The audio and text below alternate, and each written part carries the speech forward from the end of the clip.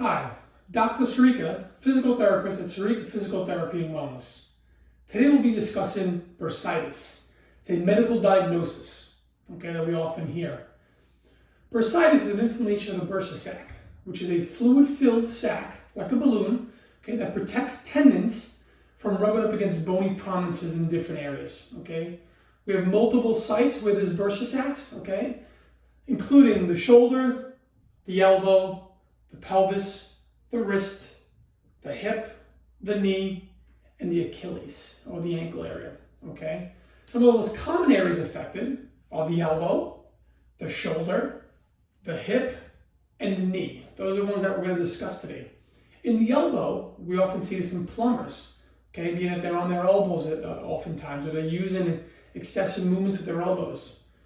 The knee, we see this oftentimes in runners, in housemaids, in roofers, individuals that are doing overuse repetitive movements and also spending time on their knees. We also see it in the shoulder, in painters, individuals that are doing excessive overhead activities, We also see it in the hip in runners, specifically runners because it's an overuse, repetitive motion, Where they're moving that hip up and down multiple times over the course of the run.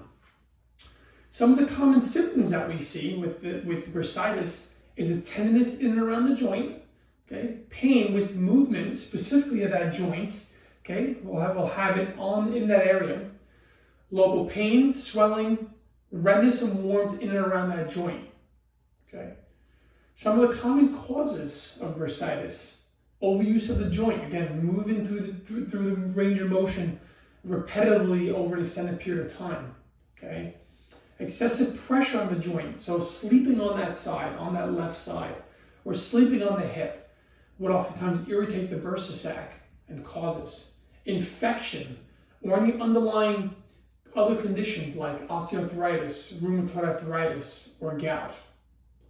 Some of the common treatments that we see with bursitis is rest, ice, compression, anti-inflammatory medication with a physician's clearance, the start of a course of physical therapy, specifically to reduce pain, reduce inflammation, improve range of motion, decrease stiffness, and ultimately return the individual to pain-free function, like running, walking, working out, things they love to do.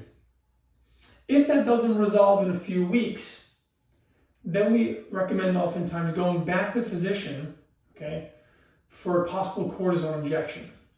Oftentimes surgery is not warranted in this situation, but if it becomes chronic enough, that may be a long-term option.